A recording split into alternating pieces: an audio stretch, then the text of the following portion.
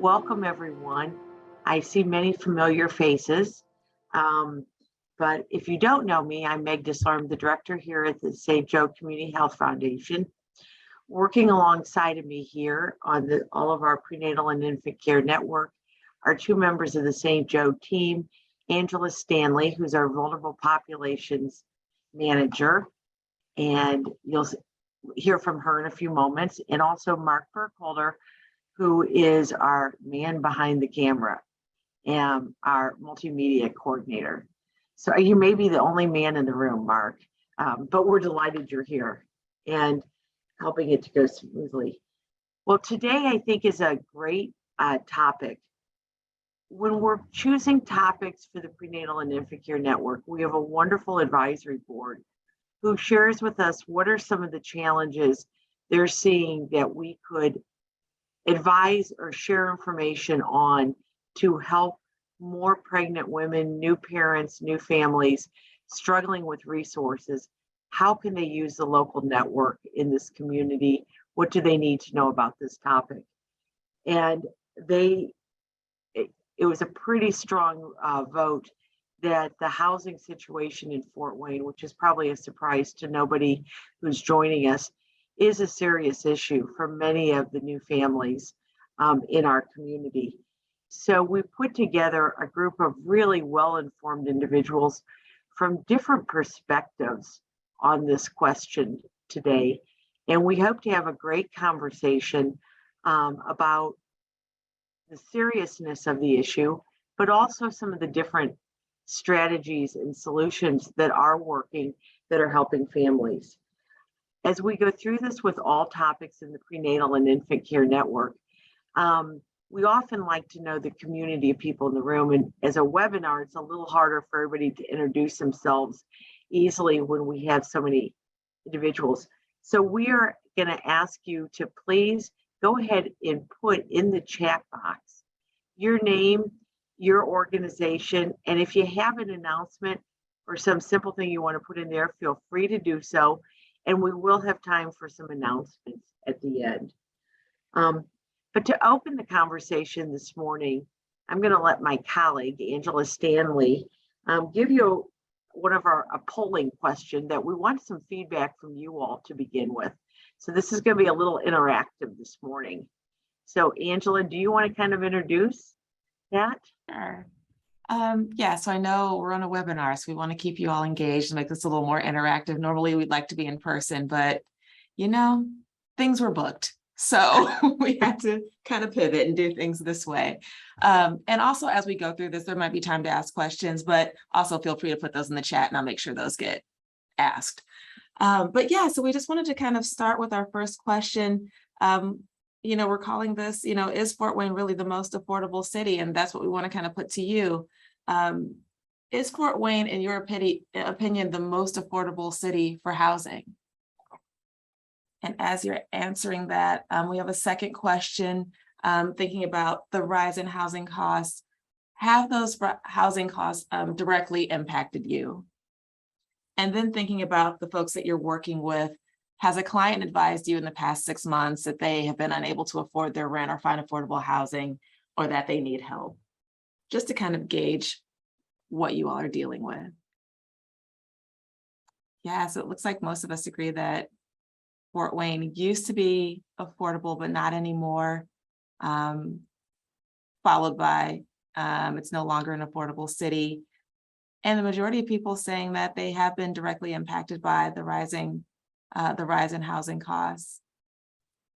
And then the overwhelming majority saying that, the client has advised in the past 6 months that they've been impacted. So this is a major issue, not only for Fort Wayne, but we've been seeing it across the country.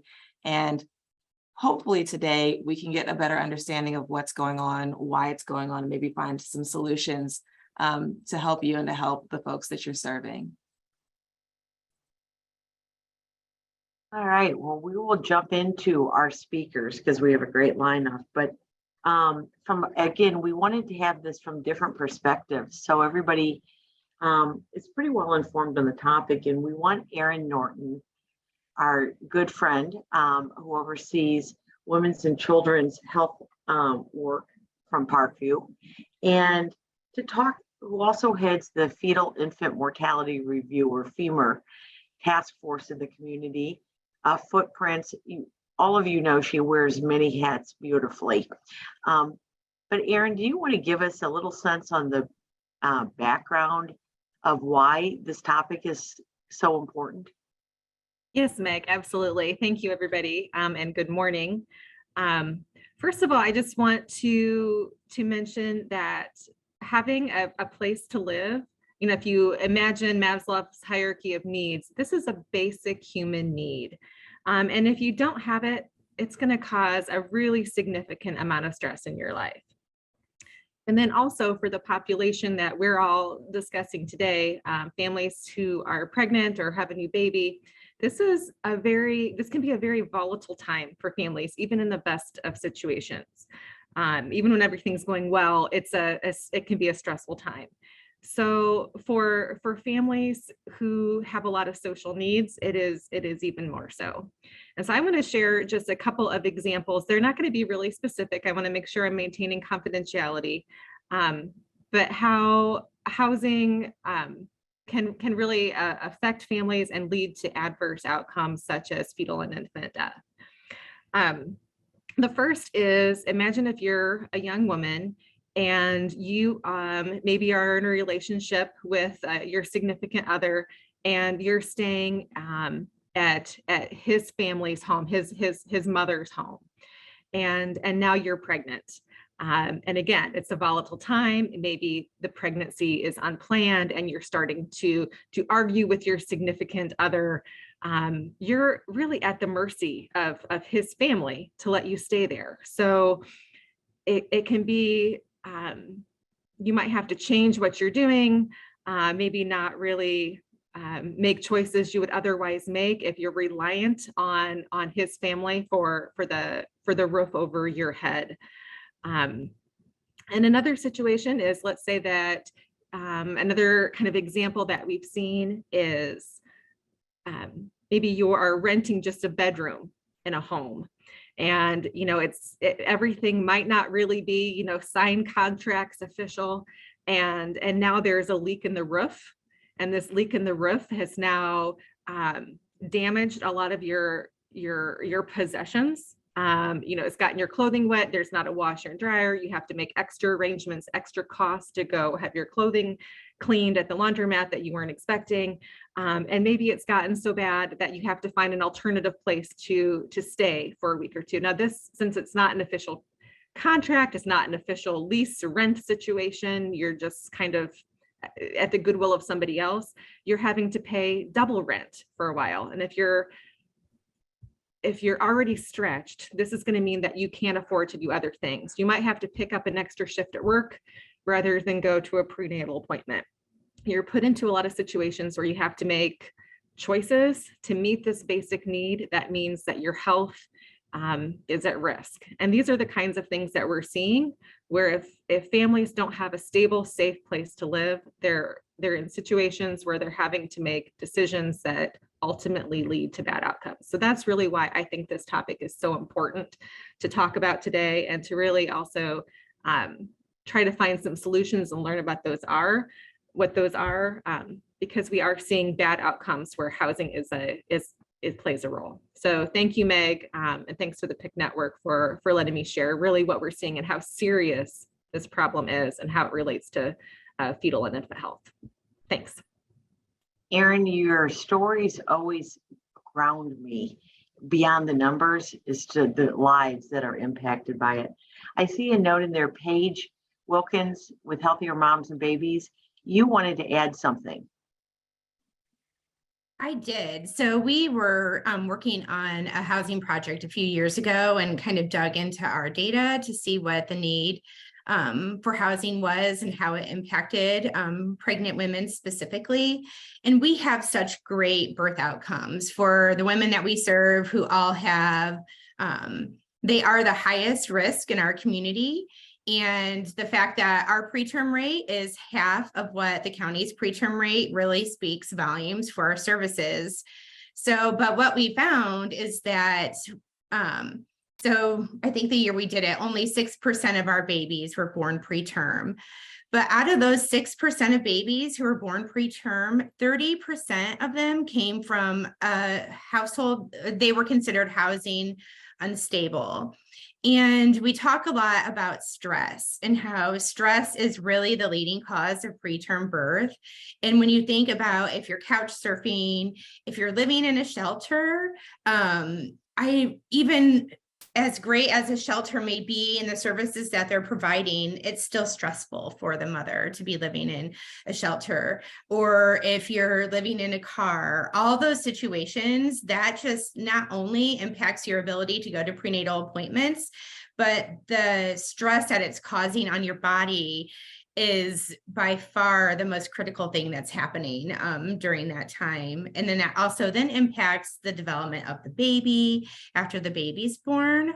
So I just always think that is such a critical component of using our data to show how someone who is homeless or living in an unstable housing situation can really impact their pregnancy. That's all I wanted to add. Thanks, Paige. Yeah. And we also then have as a more on the agenda to speak in addition to that good comment from Healthier Mamas and Babies is Jackie Martinez. And Jackie is the programs director there, has over 15 years of community service, doing case management services, community outreach, a master's degree in nonprofit management. She is a specialist in many areas of prenatal care. Jackie, do you want to go ahead and fill in with us of what's? Yeah. I'm sorry, Jackie, if you were going to highlight on that. No, I think I was going to focus Sorry. more on Okay. identifying some of the needs as it pertains to the home visitation aspect, for the home visitors. I'm just going to share my screen mostly just to stay on task, Meg. So I just jotted down like a few bullet points that I wanted to touch on. Can you guys see those? Yes. Okay, so really, and I don't think I can switch the screen now because I shared the different screen, but as a home visitor, I know that everybody knows the severity and the lack of housing opportunities and or assistance, the increase in rates that we've seen for rent, and all that is really important to understand and acknowledge, but I don't think it deviates or should affect how you treat that gap and or that needed service per se, because you still have to go into it, really identifying the needs and the gaps beyond just the housing, but knowing that the housing is really overlapping a lot of the gaps and needs for that family. So always what first and foremost comes is the support that you provide for the families. I mean, that never changes, and not in this either. Understanding, acknowledging the situation that they're in, how very hard and vulnerable it is. None of us can really, I think, speak to what it feels like to not have a place to call home, to not feel safe or that something is yours, or that you're at liberty to have visitors, to have certain house rules, especially when they're so transient. And a lot of them do couch surfing. So acknowledging that, understanding that there's limitations because of that, kind of like what Paige was saying, or if you're staying with a family, if you're staying with a friend, do they allow people in their home? A lot of them, I will tell you, do not. They don't want people in their business. They don't want caseworkers coming into my home to help you. You're going to have to make some other arrangements. So I'm skipping a little bit, but then based on that, you assess the needs and then get a better understanding so that this is not their home, or they're going to be late on rent. What can you do as a home visitor to still provide that service? What days and times work better? Okay, so maybe your friend doesn't allow home visitation in. What's an alternate location that we can work on that won't add stress, or jeopardize the current living situation that they have, but still provide that service.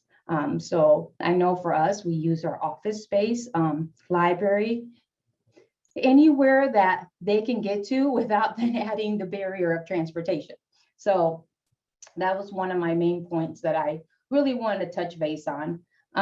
Also, brainstorming other ideas. If it's winter and you can't get to another location, is there a place in the house that's, you know, a little bit less private? Is there a porch? What does that look like? Just any other alternative to saying, I can't see you because we're a home visitation based program, and if I can't come here, we can't provide you the service. Make a plan, just like anything. List the resources, set goals, not just for future housing, because we all know that that's not within reach, like of right now, because of the scarcity of it, but realistic, the now and the future. Be realistic. I think being realistic, because when you call, and this is going to accurate resources, when you pull out, and we all do this, we have our handy dandy binder with our resources, and we say, call housing authority, you know, be on their list. Okay, well, what list? What do you qualify for? You know, is it Section 8? Is it income based? What apartments are taking applications? What aren't? It's really overwhelming. I can't say that I personally know the steps and or the availability of where to even start. And it is okay for that not to be in the realm of your expertise within the service that you provide, but you have to know which organizational partner, all of us here, we all have our realms. Who can I create that connection with so that I stay up to date and I can keep my staff up to date so that they make a correct referral and a one that will really fit that individual? Because I think a lot of the times we know everybody has guidelines, everybody has restrictions, and I wouldn't send someone with the baby and maybe their partner to a mother's home, for example, because I know that that is not the correct resource for that person. And I don't want to send them to a dead end, because then that could be really even more so debilitating to that person. So exploring options that are really specific to that individual's needs, and really making those connections with your partners to know what's available or who to point them to. I think that's the best that we can do as home visitors. And I know that we really want to get them to be self-sufficient and really be at a place where they're learning these resources on their own, but sometimes you do have to handhold to really help someone. I know that I've needed it and I've appreciated it. So making that call while you're there, you know, exploring options and really going that extra step other than just handing them that referral. So that was kind of what I wanted to touch base on.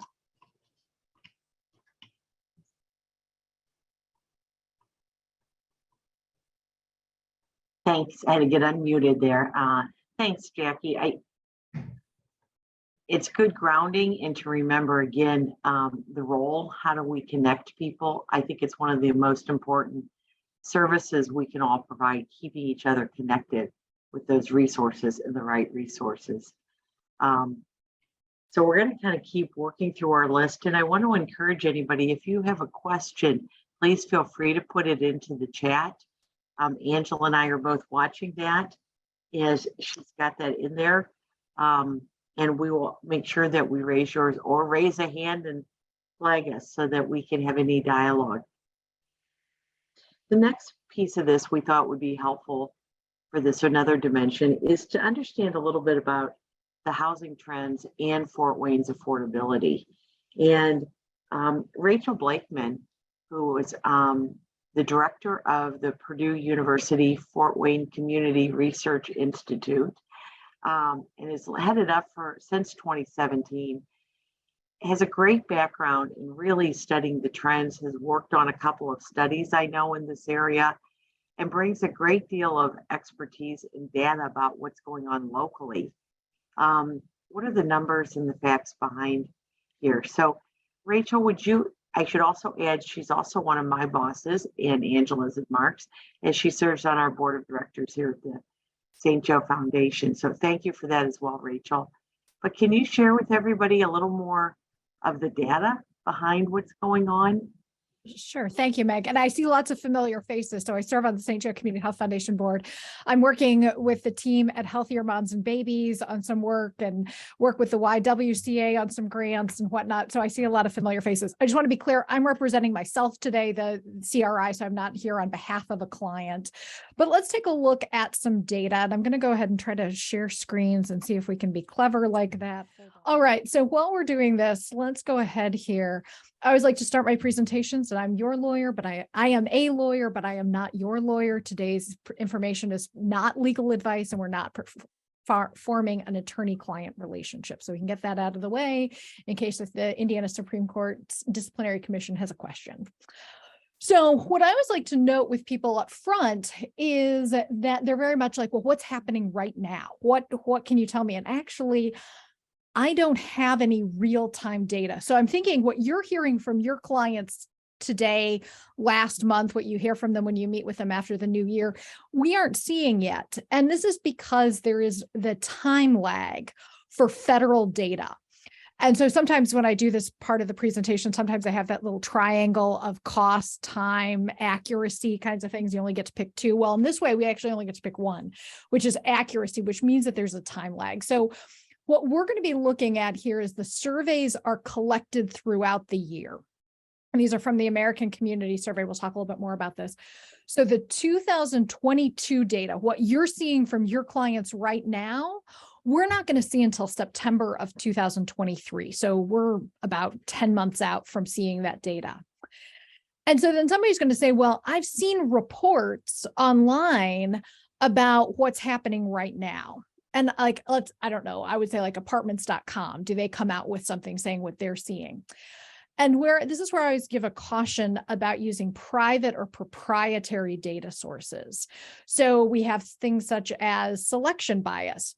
The one that I always like to use the example, and you can watch for this at the end of December, U-Haul will tell you the most popular cities to move to and from. Okay, that's very interesting, but U-Haul only collects data about U-Haul customers. So everybody who uses Serva here in Fort Wayne is nowhere to be seen in that. So when we think about it, of recognizing that federal data is often the best that we have, most comprehensive, and because of that, there's a data lag. So the data source we're looking at today is the American Community Survey, and they do data sets in 1 year and 5 years. So are we looking at data that was only collected in 2022, or are we going to be looking at 5-year collections? For this one, we're looking at only data that was collected in 2021. And the American Community Survey is not the same as the decennial census. They don't talk to everyone. They talk actually to 1 in every 38 households, statistically speaking. And of all the presentations I do, when I ask people if they've ever had the survey, I've only had one person ever tell me that they were participating in this. So but it's still the best data source that we have for this kind of thing. So I just wanted to say where our data source is. So let's take a look then at poverty information. And so I don't know if anybody read the newspaper this morning, but the Journal-Gazette did an editorial about the child tax credit and about the value that provided. And if you want to find a program that made an immediate distinction and difference in reducing child poverty, the monthly child tax credit was the way to go. I'm not going to talk about it here, but you can take a look at it. I'm also quoted in there. So I'm a little partial to that story, but I think it's an interesting note, though, of thinking about like, what is it when we're thinking about poverty? So here's what I want you to notice. So when we're talking about Fort Wayne and Allen County being an affordable place to live, so poverty, just as a recap for this, is a particular income level, and it's a household measure. So either everyone in the household is below the poverty level or no one is below. So let's say that dad makes $70,000 a year and mom makes $11 an hour working part-time. Mom's wages alone would put her in the poverty category, but because dad makes enough that they're in that. But let's take a look at what this is. So this is poverty status. So this is what they call families with female householder. We would know them better as single mother families or single. And this is where there are children only under the age of 5. So this is for many of you, this is who your clients are. This is who you're working with. So take a look at this. 50%, just a hair over 50% in Allen County are below the poverty level, as compared to about 46% for Indiana and less than 38% for the United States. So once again, our belief that we're an affordable city, perhaps a little bit, and we'll see some of that, but all of that gets offset by the fact that we have a larger share of people in low-income households. So then let's take a look at what the poverty threshold is as compared to a full-time hourly pay. So if you are a 2-person household, then, and this was 2001, so last year, the income threshold to be below the poverty line was $18,677. So if you had a full-time worker, worked full-time, so what I did was I took that total number down below and divided it by 2,080. That's the equivalent of a full-time salary and what you would make hourly. So you can take a look at it, 18,700 for 2 people, about 21,800 for 3, and about 27,500 for a 4-person household. So if you have one income earner with 2 children, and somebody is making $10.50 an hour, working full time, they're above the federal poverty level. So I think it's just really interesting about how low the income has to be in order to reach the poverty threshold. So when we take a look at this back here, about 50% of this household is below federal poverty. Federal poverty is calculated based on the number of people in the household. So if you've got a full-time worker and 1 child, very likely that they're above the federal poverty level. If you've got, say, a 5-person household and 1 person is working, then it's more likely that they're going to be below federal poverty. It gets complicated fast, but I wanted you to take a look at this because some of these numbers start to build in on where we're going with this. So let's talk about median rent. So this is let me explain. So the top line with the yellow and the ball, the little round buttons, that is the median rent nationally. So what I did was I compared it from 2012 through 2019. Unsurprisingly, the 2020 data, they're actually recommending for us not to use, so I dropped it out. And so then we go up to 2021. So there's no 2020 data here because the response rates were so low. The Census Bureau has advised if you don't have to use it, leave it out. So I'm leaving it out here.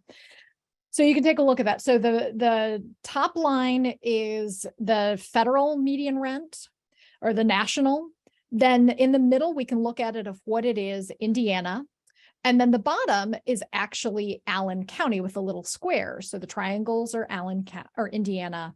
Top one is United States. So you can see over time, things have been going up. Now, this is the actual reported number. I haven't adjusted for inflation, but wait, that's in the next slide. So here's what I did was I adjusted the median rent into it says $2,022. It's actually $2,021. Again, taking a look at this. So you can see that when we adjust for inflation, and I'm using the CPI calculator from the Census Bureau, you can see that rent has been going up in the past 10 years. So if you're hearing this from your clients, that's correct. We had a small dip for whatever reason, a little dip there in 2014, then also from 15 to 16, but we've been on an upward steady climb. So let's take a look at this. And I want you to show you another piece here of percent of increase. So if I compare 2012 to 2021, when we use those adjusted for inflation numbers, we see nationally that rent has gone up 14%. So again, we've backed out inflation. We're comparing the same dollar power every year. Indiana, congratulations, has only been 7.1, but Allen County has been 13.6. When we look at household incomes over time, actually, we have historically been losing buying power our wages have not been keeping up with our wages are below average, and our wages are not keeping up with inflation. So this is telling me, and I have a whole nother slide deck on that if you really wanted to see it, but you can see how this is happening. And Angela and Meg, if you're seeing questions, or Mark, I can't see it on my end, so just chime in. Sure. So let's take a look then at the share of income on housing by income cohort. You're looking at this like, what does this mean, Rachel? Sit tight. Okay, so housing burden definition is that if you spend 30% or more of your income is being spent on housing, you are classified as what we would call housing burdened. You can be housing burdened as a renter, or you can be housing burdened as a homeowner. It doesn't matter which side of the housing tenure line you're on, but that's the threshold that we use. Every once in a while, I'll see a housing threshold for housing burden at 33% or a 1/3, but we typically use 30% as that. So let's go back and take a look. If remember, we were talking about household incomes and doing the math here. I calculated what the 30% income threshold would be for poverty status. So if you take a look at this, if you're a 2-person household, you should be spending $467 on your housing costs, utilities, rent, all of that. If you're a 4-person household, $687. Let's go back here to median household. The median rent was $873. So even for a 4-person household, they're going to be housing burdened under that rent situation. So here's what I think is interesting. So then if you have this is a complicated chart, so I'll explain to you what's going on here. So we've got 3 categories: the United States, Indiana, and Allen County. And then underneath of those, on the left-hand side under each section is owner-occupied housing units. On the right-hand side is renter-occupied housing units. And so this is household incomes less than $20,000. And what percent are then, if you look at it, the bottom yellow one is they're spending less than 20% on that. Then 20 to 29%, that's the middle sort of orangey brown color. And then 30% or more. So if you take a look at this, if you've got a household income of less than 20,000, 94% of renters in Allen County are spending more than 30% of their rent on housing, or more than 30% of their income on housing. So we continue this. Now, shall we start to see a distinction? Look at this. Lower income households who are homeowners, 40% of owner occupied housing in Allen County at this rate are spending less than 20%, as compared to these almost 75% of renter occupied housing that is spending more than 30% on their household. So this is the 20 to 34, then we go up to 35. You could start looking at how those numbers align, of like the share of the yellow and the share of the brown in each of those categories. So then we're up to 50 to almost 75. Notice again, locally, if you look at it, that we've got, as your income goes up, you're actually in Allen County spending less on housing than nationally. So higher income households actually fare pretty well in Allen County. So when we hear about housing affordability, tends to be for higher income households. Take a look at this next one. Look at this. If you're making $75,000 or more, you're spending less than 20% on housing, whether you're a owner occupied or a renter occupied, as compared to the United States, where it's 60%. So I think this is where our housing affordability is misplaced in thinking that it applies to everyone across the board, and it doesn't. So then sort of here's my key takeaway, as I always like to help people think about what is it you want to be thinking about. So more than half of female-headed households with children only under the age of 18 are below the federal poverty level in Allen County. That more than 90% of renters with household incomes below 20,000 are spending 30,000 or more. And then if we go up to that next category of that 20 to 35 range, so this is like your $12 an hour worker, almost 75% of those are paying the 30% or more, are housing burdened. And then median rent prices have outpaced inflation over the past decade. So here's my contact information if anybody wants to capture that, and I can drop it in the chat if anybody has any questions. And so I see somebody put something into chat. Is there any questions that people have? Yeah, Rachel, someone wanted to know if they'd be able to access a printable version of your notes. Yeah, I'll send those over to, do you want me to send those to you, Angela, or how do you want me to get them? It doesn't matter Yeah, to you me. can send those to me. Okay, sounds good. Yeah. But I am curious, it seems like for a lot of different things, Allen County or Fort Wayne tends to be higher than the rest of the state on lots of different factors. So why is that? I don't have a definitive answer, but I think it's largely when we're looking at this, we have below average wages. And so we're below the nation and we're below the state. We used to, if we look about like 15 to 20 years ago, Allen County's average wage was above the state. We crossed over, I think, around 2005, and we've continued to trail. And then also when you're looking at for lower income households, so that we're seeing that rent increase, when we're looking at the housing context, our rent prices, that median rent, half pay more, half pay less, we've been keeping, unfortunately, pace with the nation, but our wages haven't. So wage stagnation in Allen County is real. And as a rule, across the board, what I like to talk about is the Fort Wayne wage penalty. Odds are you would make more money doing the same job somewhere else. So, and our cost of living, and I have a whole slide deck on this, our cost of we make about, what is it, like 84 cents on the dollar. And our cost of living is like 94 cents on the dollar. So I'm not getting ahead by living here, or by making money here, if that makes sense. Yeah. So then how do you keep talent in Fort Wayne? Right, exactly. And so it's a challenge across the board. I mean, so it's not just low income households, it's across the board, but this wage penalty is real. And we don't get to have this. Our cost of living is less than it is nationally, but our wages are even lower. So we don't get ahead here on a broad scale.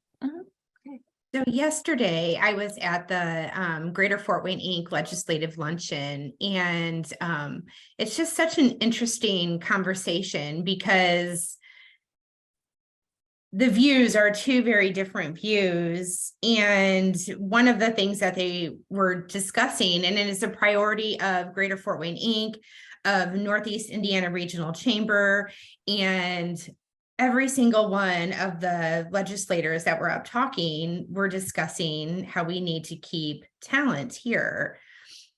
But then how come no one is talking about this wage? What are you calling it, Rachel? Wage? The Fort Wayne wage penalty. Yeah. So why aren't we discussing the Fort Wayne wage penalty? It's not politically popular. I mean, I've been talking about it for 5 years. I'll keep talking about it until I don't have to keep talking about it. But I mean, if we're talking about how we're supposed, and that's the thing that I think is frustrating from running a business aspect, is that when you try to get a comparison of where your salaries are at, that they're not comparable. And, you know, so then we're thinking from a region standpoint, how we attract and retain, but if we aren't paying appropriately, I mean, that seems like that needs to be the first conversation that we're having. Yeah, Hey, I would say that's a great point. I'm going to be a little cautious that, as important as this topic is, I want to make sure we have plenty of time to get on the housing piece of it. There's no question that when you look at the power of the wages, that and I'm just stunned by one of the charts that you've shared, that 94% of the households under 20,000, are really in trouble with what they're paying in rent. And so that goes back to the housing stability. And I really love the other conversation too, but let's pick it up after we get through these so we have plenty of time for everyone, if that's okay. For that point, and I was going to ask if there's any other specific bullet points you put in there, Rachel, which were very helpful, that are helpful for us to tell the average income of some of these pregnant women. And if you've got some key bullet points, those would be things we can all use as we're talking about the importance of home visitors, of housing pregnant women, of all the work of so many partners on this call. That would help us. Yeah, I don't think they capture pregnant women separately. So it's only after the child is born. So if we sort of look at it as a category, women, so some of your pregnant women have young children, so they would be captured there. I would also say while they're pregnant, before they enter that children under 5, many of them are in a low income situation. So for some, they're going to quit their job, but they're still going to be low income. They're still, I mean, so we just don't have great data on it, because I'm not sure that I don't believe the Census Bureau captures pregnant women separately and You can apart. work with your under 5 data, because I think that makes a lot of sense what you're saying. Right. Well, thank you very much. And thank you, Paige. I think what you're saying is absolutely spot on for the challenges, why so many of these women have low salaries, as we see it throughout the community, the wage penalty. I want to keep us moving on to Denita, Washington.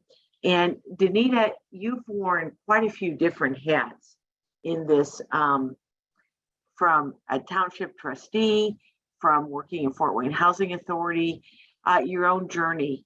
We've given the bios advance with all the previous promotional information. So Denita, let me turn it over for you to share what you're seeing from your different roles today. Yeah, thank you, Meg, for that. And I want to start by saying, I can't think of the young lady that was from Healthier Moms, but she gave some really valid points that I don't want to miss. And I took some notes from her, but the one that she didn't say it this way, but this is kind of my language, that, meeting families where they are. And so part of what we are seeing in trends, especially with Fort Wayne Housing Authority, is that, a lot of our families come in and they are in a state of emergency, and we don't do emergency housing. A lot of people think we do, but we do not. That's not, we can't house them in one day. Like, that's not what Fort Wayne Housing Authority does. But we do offer some amazing programs for wraparound services and support. That's the strength of Housing Authority. And a lot of people don't understand that. I think they only see us one-dimensional Section 8. Like, that's a very common program that people know. And so I need a Section 8 voucher. But we're much more than that. And one of the things that I want to highlight that we do is our FSS program. And that's our Family Self-Sufficiency Program. And so the one thing that's one that I lead. But with our FSS program, the Family Self-Sufficiency, the goal in that program is to really empower, equip, and encourage families for next level living. And so we look at home ownership. We do financial literacy with Dave Ramsey to get a head loan. We also do, the HEAL program. That's part of our program that, like, we got to look at, most of our housing spaces are in food deserts. And so we look at teaching families how to eat better, how to prepare vegetables, how to shop on a budget. And we have 2 coordinators in that area who are our connectors. They do that case by case service, working with our families, looking at employment, education, childcare resources. Those are things that are game changers. I tell people, I am a product of Fort Wayne Housing Authority. I grew up in McCormick, the very place that I now have my office at. So it's a full circle moment for me.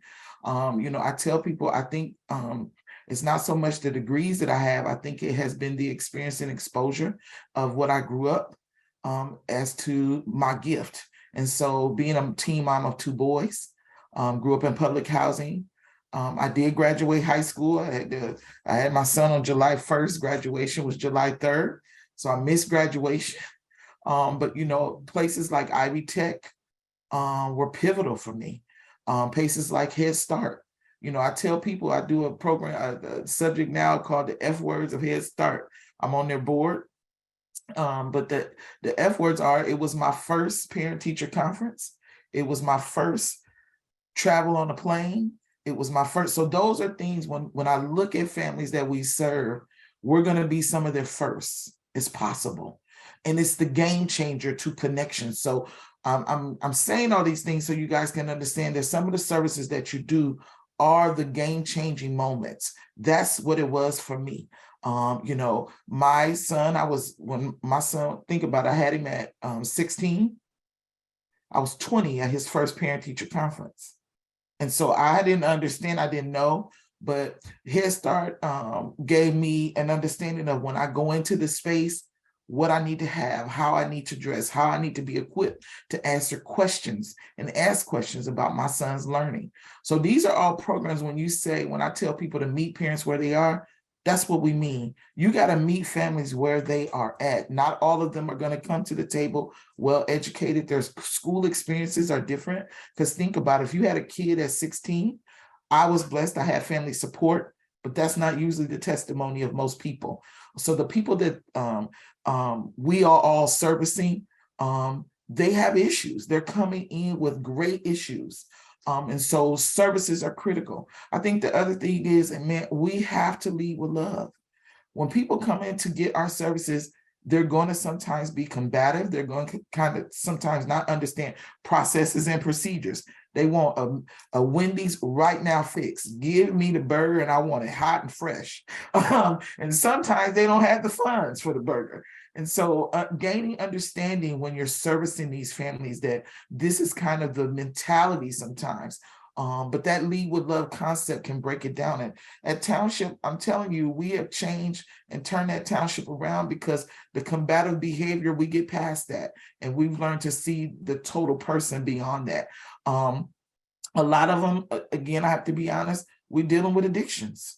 We have a lot of families that once they get into this place of poverty and lack of having housing and being a mom, sometimes addiction is what they turn to. And so those services are some of the things that Housing Authority makes sure that we have partnerships to come alongside us to help get our parents well. And then the mental health piece, I think that's one that we kind of skip over. But that is one that is necessary and needed in this time of community. And so one of the things that I am really big on is getting families and especially families of color. They're not always wanting to partner. Like you said, somebody said earlier on the call, they don't want people in their homes. They want people in their business because they're afraid to lose their children or lose the little housing or stability that they have if they have an issue. But I teach families, listen, we got to learn to pivot. And to pivot, you have to be honest with yourself if you're not well. And so the fourth thing, as I was going to say, is build trust. Too many times we treat everything like a business. We are dealing with lives and people. And if we do not build trust, if they do not believe that they can trust us, and trust doesn't mean cover them in mess that we know is beyond the legal realm. Can't do that. But I think sometimes building trust that they know this can be your office, this can be a safe haven for them to have building blocks for a better life. That is what was the game changer for me. So when I think about WIC that fed my child, milk, I couldn't miss my appointments. Those are strategies and things that we teach them in our FSS program. Don't tell us you got your services cut off and we ask why and you say, they just lied on me. No, got to learn how to go to appointments, got to learn how to attend. And for us, these are simple things. We say, oh, they should know that. They don't. They don't. And so we empower them to get their black books, to write their appointments down. Another thing we teach them at housing, who did you speak with? Because you know what they say? They say, I called St. Joe Foundation and they told me to do A, B, and C. And I say, who'd you talk to? I don't know. So something as simple as that is really a game changer. And guess what? It prepares them to be what I did, become a part of boards that then were change agents in my life. And so that's what we're trying to do. With HEAL, one of the things is that we don't just look at the families, we have to, the parents, we have to look at the kid. Too many times we are trying to repair and fix adults, but guess what? We have the opportunity to really meet kids at a space where the change can happen, even when they're in the midst of that chaos. And so I remember when I was a kid, 4-H used to come on site in McCormick, all YMCA used to pick us up. And those were things that I think now we kind of neglect somewhat. But I want to tell you all, if you have the opportunity to come alongside Housing Authority or any other programs and deal with the children of families in despair, please do that. Because here's the thing, once you can equip them, empower them, educate them, those sometimes are the trailblazers for their families. Listen, I bought my first home and my mother was still living in Housing Authority. And guess what happened? After I bought my home, she bought a home, my sister bought a home. See, not always do you look at the head, Sometimes you have to go down the chain in order for change agents to be birthed. And so that's what we're looking at Housing Authority. We're looking at total child, total family. Where can we get an edge in for difference to happen? And so for me, you know, a lot of people, like I said, know me. The project-based voucher program that we do have at Prosperity, it's for single parents, and they have to have a plan to go to school to better themselves. One of the wraparound services that I love over there is that they have the electric cars. And I remember as a parent, I don't know if you guys remember the CETA program. It used to be JobWorks, I think. But I remember not having a car with my two boys. And this would have been a game changer for me. I would have been done with my degrees earlier if I had transportation. But for these families, literally, they have an electric car that takes them to doctor's appointments. They can drive it to doctor's appointments, grocery stores, all things that are barriers sometimes for single moms with little or no support. And so, you know, like I said, our phase 2 for project-based vouchers is they're looking at putting a restaurant and childcare on site. And then phase 3 is home ownership. And, you know, that's a big one, because a lot of times I tell families, we don't want them to just, in FSS, we're looking at home ownership differently, because a lot of times we have families who graduate and go get their escrows and things in our FSS program, but they've never maintained a home. Like we have maintenance on site. So if generationally they have been in housing, they've never changed they've never had to call a plumber. They've never had to mow a lawn. These are real life experiences for a lot of the families. And so we're looking at how we can empower and equip them so that when they come into home ownership, that they are not your neighbor that you don't want. They are your neighbor that is just as everyone is on equal playing field. And so I don't know if you have any questions for me. These are just things, like I said, that have been not only my life experience, but the work experience that I'm now blessed to do. Denita, I have a question. First of all, I've got a bunch of notes from everything you just said. Thank you. I'm like everybody else, I'm learning from all of you speakers on new important perspectives. But if I have a client or I know somebody who I think is somebody you should be talking to Fort Wayne Housing Authority, how do I best connect them with you all? Where do you start? So if I were you, I'm gonna give my number, because I tell people I can speak for me, and I'm definitely a connector. So you can call me at 267-9300, and my direct extension is 7505. And I also give my email. So I'll give my number again, 267-9300, and I'm extension 7505. My email is D as in dog, Washington, at FWHA.org.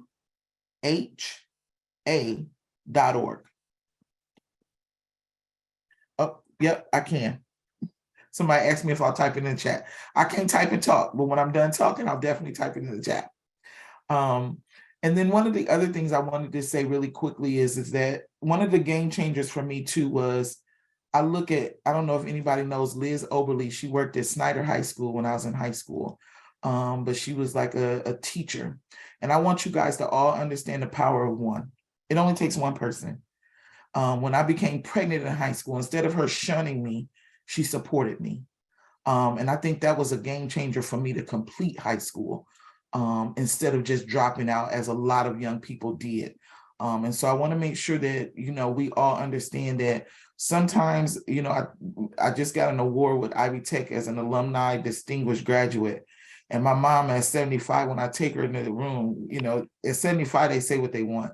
So she's at the table and she says to them, thank God somebody helped her, because it took her 4 years to get a 2-year degree, 8 years to get a 4-year degree. And then, you know, I got the master's. And so I say all that to say that not everybody is going to meet y'all on the timelines. You know, we have timelines a lot of times where we want families to finish. But I would say meet the families on their timelines when they can do it, if your teams and businesses can allow. And I think you will then see the birth of success with the people that you're serving. And I'm going to be quiet. Have you seen an increase in people asking for help or services? I'm just wondering how things have changed over the last couple of years. Absolutely. At Township and at Housing Authority, we have seen an increase. We've definitely seen in desperate situations, because a lot of what has happened now is that a lot of them, even though we have vouchers, they can't find housing for the voucher. And so they're in panic. You know, they've come up on the list. And now I can't find voucher. I can't find a landlord. So what we did is we did a lunch and learn with landlords. We started bringing in, like, just having lunch meetings, trying to build the relationship with landlords to say, what is it that you don't want to take our vouchers? What's the problem? What has happened in the past? How can we repair? We've won some over with that lunch and learn. You know, we partnered with the city. I mean, we really got very innovative. Like, okay, we can't just do things the same and expect people to be different. And so our lunch and learns are pretty well attended, about 30 to 60 landlords who show up to have conversations, to share with us their celebrations, but also their concerns. And I know what people are thinking. It's probably because people tear up their apartments or housing. It's not. That's not the issue. It's the competitiveness of payment. They want more money. Right now, there are big box burger companies coming in, buying their homes in these areas, and they can get way more than we can give them from a governmental space in rent. You know what I'm saying? And so it's not the issue all the time of our families are negligent. That's not the issue. Right. Yeah. And I hear a lot about landlords or slumlords who don't live in Fort Wayne. They're living in other states or living in other countries. And I'm guessing that's impacting the work that you're doing. And you're not having lunch and learns with them. They're not showing up. But how do you address that? Like, what? It's really hard now. I see that at Township. So at Township recently, there's a couple, I won't name, like 3 or 4 apartment complexes and private owned spaces that now we can't even send them, like, write a check to pay the bill. So at Township, we help people pay their rent and stuff. And so right now they won't even take our checks. And you know why? Because they don't live in the state or sometimes in the country. And so for them, when they get the check, they can't cash it or there's an issue. And so now they quit taking Township money. And we have families that we can help serve, we can pay but we are having such issue with people who don't live here. So you can't get them on the phone. And the people in the offices are very limited, or I don't know, afraid, so they don't say much. So it's we're now looking at, like, can we sit down? We just had a meeting with one of them, and lawyers were involved so that we could come up with a solution that we could still service families. And so, yes, this is a very big issue and a concern, especially from the Township perspective. Thanks.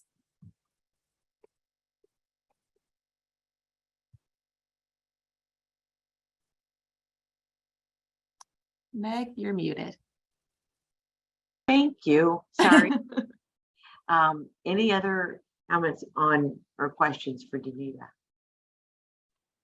Well, next we want to have somebody who really had a vision, Stasia Roth, about how to house pregnant women, spent several years on that, and established a Mother's Hope to house pregnant women. And Stasia, can you tell us a little bit about that work, what you're learning, and what a difference it makes housing for some of these families?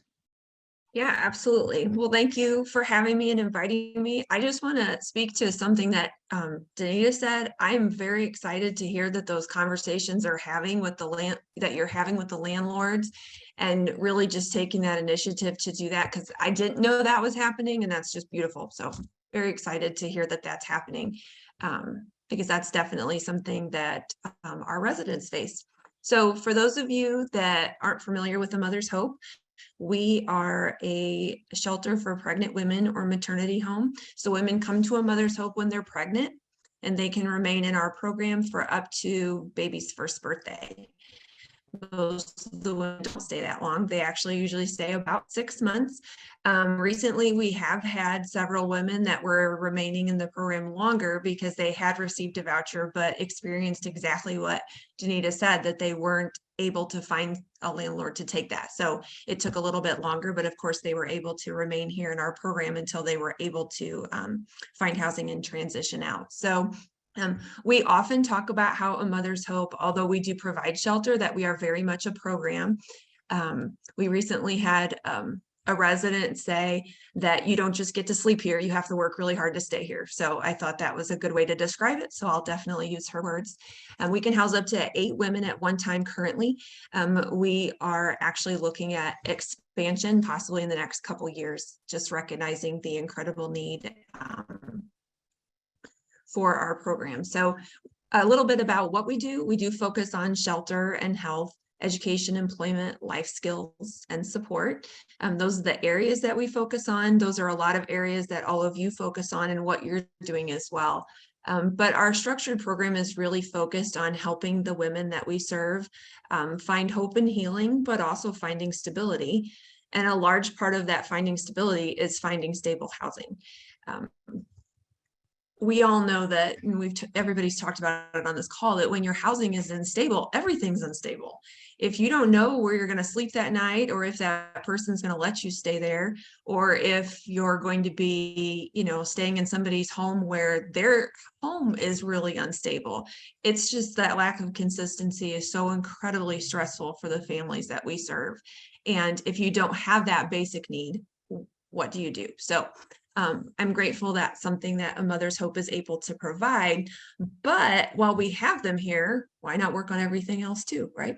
So we try to support them in as many ways as possible and really provide a change in life so that when they leave here, they're not finding themselves needing a place like A Mother's Hope or shelter again. So really helping them find that increase in stability. So just a little bit about what we're seeing here. So we've seen a 44% increase in applications just this year alone. We're also seeing a huge increase in or getting calls and applications for women with other children. So right now we're only able to house pregnant women that don't have other children in their custody. I always say we had to start somewhere. So that's where we decided to start and really work on getting the program and services strong so that eventually we could hopefully expand. And that's what we're looking at, is hopefully housing women with other children who are pregnant. So the women that we serve here, we've actually found that the women who complete our program, and that looks different time frame, just to speak to Denita's point, the time frame that it takes women to complete our program looks different for each woman. We give them a cutoff of that they can stay up to baby's first birthday, but like I said, they don't usually stay that long. But 100% of the women that we serve that complete the program are stably housed, compared to only 23% of women who leave before they've completed the program. So obviously stable housing being a part of that completing the program, but recognizing that when they take the time to put other things into place in their lives, creating stability in other areas, that actually helps the housing become more stable as well. We do operate with a waiting list. However, one thing that I continue to try to get the word out about is sometimes that waiting list can go very fast. So because of the women that we serve and the applicants that we see, and life being so unstable, they're often difficult to locate after they apply. So sometimes you might be 10th or 12th on the waiting list, but you might get a call a couple weeks after you call because we can't locate the other people when we have an opening. So we do everything in our power to find people and individuals, and we do everything we can to try to get them in as quickly as possible. So even though I know sometimes, and I've been guilty of this myself, to say, oh, all the shelters are full. Yes, they are, but people move fast and things happen and change quickly around here. So definitely always call or encourage your clients to call if they are looking for housing. And if nothing else, if you'd like to bring them here so they can see what it looks like here, because most of the time we hear it doesn't look like what people expect. The feeling here is very different. It is a home. It doesn't feel like an institution. We have carpet. I know that's a funny thing, but we have some carpet in the home. People tell me that makes it feel more homey. It's warm here. And so it doesn't feel like what most people expect to experience with living in a community. So I'm not going to say it can't be stressful. We've got our fair share of drama, but it's a lot more homey and a lot more comfortable than most women expect it to be. So I think there was just a lot of great information shared today. I do want to speak a little bit to something that Paige brought up. I do agree completely. When you're in the shelter, there is that added amount of stress. And we are seeing that. But I do know that at least at A Mother's Hope, our babies' outcomes are also really, really good. So I pulled up the data because I wanted to make sure I spoke truthfully to it. But in 2021, we had 90% of our babies were born at a healthy birth weight, and 100% of our babies were born full term in 2021. So if you compare that to our county and the state, especially if you're looking at the women that we're serving that were coming to us during pregnancy, sometimes late in their third trimester, those outcomes are really showing that them being at A Mother's Hope is making a difference.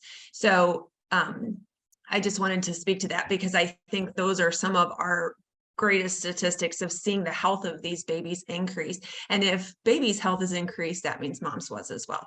And getting that increase in all the things that they're getting while they're here at A Mother's Hope, the decrease in stress, the increase in their health, the not having to worry about where they're going to eat that night or sleep, all the things. So I just think that that's really beautiful, and it's amazing. And it's really a blessing to see these babies and all the things that they're able to do and the moms that increase in health.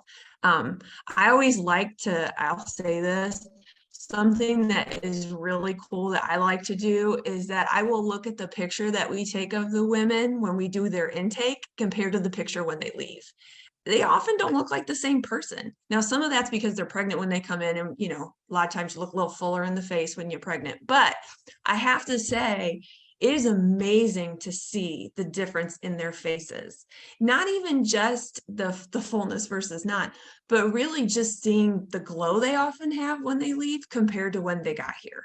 And I've even seen women that almost look, you know, somewhat gray in the face. And then when they leave, they're just glowing. So it's really a special thing. And I don't even know if the other staff know that I do that. So there's some of them on this call now, they know my secret of what I do on a bad day.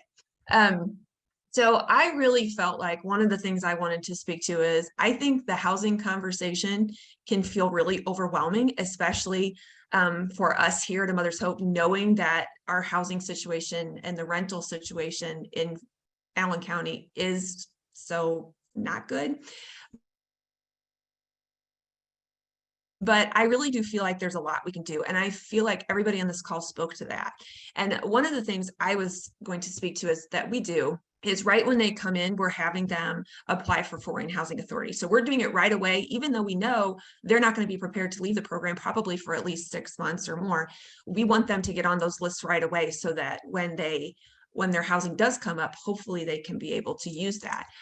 We've even had some that housing comes up and they're not ready to leave because there's still a lot more they want to learn and get from the program. And then sometimes they stay longer until they're actually ready. But to speak to something else, I think some others kind of hit on this, is that one thing that we do with our residents when they first come in is we want them to feel that immediate something changed, something got done. And so we will look at something, and it may not even be a housing thing. It may be, you know, getting that first prenatal appointment set up or something that's really important to them, whatever that might be, getting their birth certificate or something, whatever it is to them, something that they really need, food stamps, WIC, whatever, helping them get that done as soon as possible when they first come in. So they see that they can trust us, that their needs are important to us, and that we're going to help them. Because I think so often the women that we work with, their experience of programs or things that they've been in, not that there was anything wrong with the program, just their experience of it, they didn't have anything immediate, so it didn't feel like anything good was happening. And I think a lot of times they need that immediate, something just happened. I got to see something that happened that was good, that I was really wanting to make happen. And that's something our case manager, now program director, Latasha, who's on this call, does an excellent job with, making sure they get something really quick so that they know that they accomplished something. And that feels really, really good. And I think they need to know that they can trust us, like Denita said, and I think that's important. So I wanted to tell you guys a little story, and I'm going to try to share my screen, and I'm going to go through all the craziness that other people went through, and we'll see if it works. Let's see. Oh, well, maybe it doesn't want to work. Oh. Okay, hang on. I have to move all your little faces to find it. So I wanted to share Ashley's story. So now it's letting me do it. There it is. Okay. Okay, can you guys see it? Oh, no. Not yet. Okay, good, because it came up on the wrong one anyway. I love technology. It's so fun. Hold on. There we go. Let's see. Well, it's just a picture. It's not anything near as exciting as everybody else's. Let's see. There. Is it working? Yep, There it you got is. it. Yay. Okay. Success.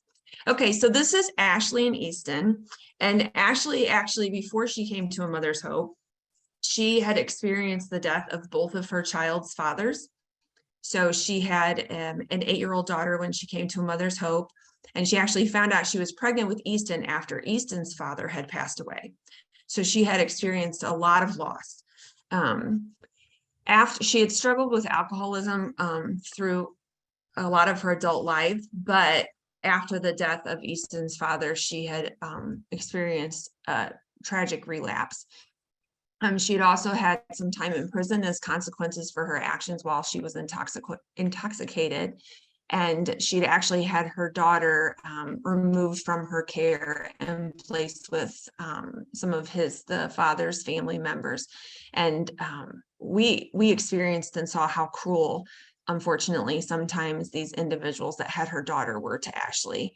But while she was at A Mother's Hope, she was actually here 8 months. She worked a full-time job most of her time here. She was extremely hardworking. She has such a light that definitely began to shine brighter throughout her time here. She had a healthy baby boy, Easton, who you can see here. She began healing a lot of the grief that she had experienced after the death of both of the fathers of her children, and began healing the shame and torment that she felt in her addiction through her therapy here. She had her rights to her 8-year-old daughter were actually terminated shortly after she left A Mother's Hope. She earned a car through the AIM program and through AMH. She attended on-site classes, case management, and therapy weekly. She worked diligently to maintain her probation requirements, and she completed our program. Since AMH, she moved into her own apartment. She used the program at Bright Point that helped her with that of her security deposit and help with rent at the beginning. And she has been successfully paying her own rent since August of 2022.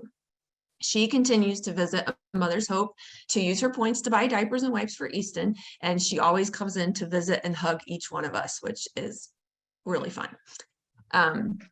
So this right here is Ashley and Easton. This is actually when Ashley attended one of our monthly celebrations that we do every month here at A Mother's Hope. So all of our women participate in an incentive program where they get a bracelet, and then each month they earn different charms. And so we get to celebrate and really focus as much as possible on all the positive, beautiful, wonderful things that they are doing.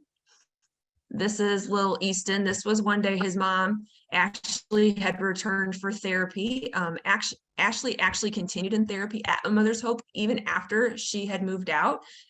We still had the funding to do that, so we allowed her to come back, and she actually got to participate in therapy. And that was Easton hanging out with staff behind the staff desk there. So he is a very happy little guy. And we actually highlighted Ashley's story. This is her here pregnant in the picture at our gala last year, but I wanted to give you somebody who had been gone and gone through our program and been gone a little bit. So if you are interested, you're more than welcome to go to our YouTube channel and see Ashley's story. And there's also all of our brand new videos are there, and just all beautiful stories of inspiration. Of women that have either been in our program or are still in our program, and their experience of being here and what that's been like for them. So I just wanted to share kind of what Denita said, that we all are making a difference in different ways, and to not underestimate what any of us are doing, even in the face of all the hardships that we see. And I think if we don't remain positive in our clients' housing situations and all their situations, it's really difficult, I think, for them to see that. So I know for us, if our residents, for them to find hope and to find healing here, we have to believe that their hope and healing can happen. So I hope that you all feel a little uplifted and know a little bit more about A Mother's Hope.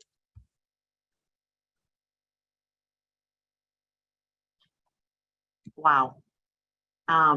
It gets better and better, everyone who talks. Diana, you had a question or a hand up. Yes, ma'am. Thank you so much. My name is Diana Fox. I'm a pediatrician by training and work with Anthem Indiana Medicaid. So I'm going to ask this question more with my pediatrician hat on today, and a little bit of my Anthem hat.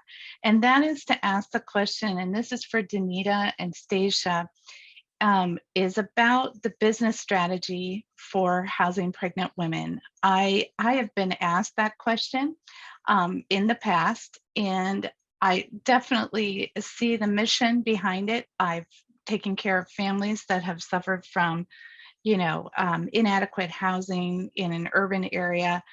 And so I would love to hear more about how you build the financial support in your communities, and have a business strategy. I will just say I'm aware of other competitors in the managed care area that are supporting housing for pregnant women. And how do we have enough data to support more large scale funding of these types of programs? Thanks.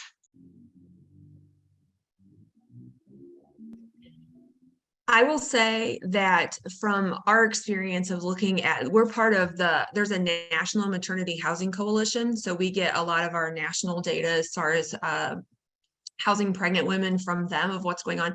There are so many organizations just like A Mother's Hope popping up all over our country, because they're seeing the need for housing during this most vulnerable time of when a woman is pregnant. And I will say, as far as funding on large scale programs, one thing that is very unique to maternity housing programs is that they have to be small. And I think that having that 8 to 10 individuals is kind of the goal, even though we recognize that there needs to be a lot more housing. The difference is made in the details. The difference is made in, like Denita said, it's the love, it's the care, it's the home-like atmosphere that we provide. So I will say the business model for us was really, how do we create that smallness while still serving as many women as possible. As far as for where our funding comes from, our first grant was from St. Joe. I'll give them a little prop, since we're at the PIC network meeting for sure. I'm glad Meg believed in us, because that's what got us started on our strategic planning and everything, quite honestly. But I think that in my experience of what I have seen is that the funding is there because we cross two thresholds. We have the pregnant women that we serve, and we also have housing. So we're able to tap into kind of funding that's available for both of those resources and both of those things. And I think in my experience of sharing A Mother's Hope with people, there aren't many people that will say pregnant women experiencing homelessness need help. Everybody recognizes that is a concern and an issue, and therefore people are willing to get behind it. And so we have been able to slowly, over the last 7 years, we've been able to continue to increase funding and find new sources for funding. Not that we're not open to more and would like to seek more, for sure. Well, the cost of everything is blown up, as we all know. So yeah. I would have to agree with everything Stacia just said. And the other thing I was going to say for housing is not something that in my time there, I've been there a year and a half. I know that I'm really big, we've come in and I've really started from a preventative space. So I do a program called Girlz Rock that's non-for-profit here in the city. And I have entrenched those same thoughts and ethics into our programming with young people. And so that's kind of where we have been driving from my department, bringing in programs for the younger girls, the younger boys. We've had YWCA, different people coming in, talking to kids, partnering with us, bringing Girlz Rock on site. Bloom Project is another one that deals with the boys and just healthy relationships. We're just starting from ground one with kids, getting them to understand, because a lot of them ethically have not seen healthy relationships, what then repeats this cycle of what we see in a reactive space in the city. And so we are working at housing. I know we had tried, Paige had met with me earlier in the year, and we were trying to get some things together for healthier moms and babies, and a grant that some things she had saw, I think, out of Columbus, and I'm still trying to work on those things. So yes, I think we're in the same space as Stasia, but I'm open as well. I am open to, while I'm leading, learn, and if there's opportunity, I'm welcoming anyone to sit at the table. So thank you. Stasia, Michelle from Hope Center had a question for you. She said she's always looking for referral options. Can you inform us of what options are available with the 8-year-old child to stay with the mother that might be close by? For an 8-year-old to stay with the mother? To stay with the mother that might be close by, yeah. I would say uniforms were after available for the 8-year-old child to stay with the mother. I always start in Fort Wayne. I always start at Just Neighbors because they're emergency shelter. So I would always start with Just Neighbors and see, I don't know if she's pregnant or not, but whether she is or isn't, I always start with Just Neighbors because they're emergency housing. So they're able to move faster than the other shelters. Like all the other shelters like us have an application process. So I would always start there. Thank you. Mm-hmm. I don't think we have any more questions in the chat. Well, we're almost out of time, but we do have one last polling question. Mark, if you can put it up there, we appreciate some feedback from you all. And if anybody has any other questions or final comments, just put in the chat if you want to share any thoughts or comments as well.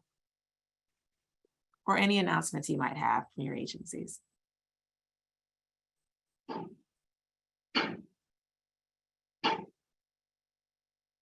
While we're waiting for some other comments, just thinking about housing on sort of a larger scale, is I think one of the challenges we have as a community is we don't even know what the housing problem is. Because we look at it from a home ownership standpoint, a construction standpoint. And so it is a multifaceted, complex and complicated problem. And I'm not expecting all of you to solve it, but I want you to be aware that conversations about housing are happening in many circles and nobody really knows what to do, nor do I. So I do not have a solution. I'm just saying it's really complex. The beauty is the opportunity to hear all the different people working on this. I continue to be awed by all of the speakers and your contributions to making a difference in individual lives, but also so many of the people who are participating who haven't spoken. I know the great work you're doing in the community, so thank you. I think it's together we'll touch these lives that'll make a difference and make us a stronger community. So, and there's some great comments too on some other programming in the chat. So please keep looking at that chat. There's some great feedback. Mark, can you show us results yet? 91% have said they learned at least one new way. 6% still need more help to feel more comfortable with it. And 3% were already incredibly informed. And so I think that means that we're still learning a lot. We have a couple of great experts amongst ourselves and we need to keep sharing amongst ourselves. So we will try to keep the conversation going along with many of our other good partners in the room and let us know how we can help. But in this season of Christmas and is Advent, when we talk about a pregnant woman on a tough journey, basically Mary and Joseph and baby Jesus, it is the same story as we're discussing here, 2,000 years old. So people keep made room at the inn, and so shall we, hopefully a little better than a stable. So at that note, have a happy Christmas, everybody. Thank you. Let us know if anything we can do here at St. Joe to help as well. Thanks.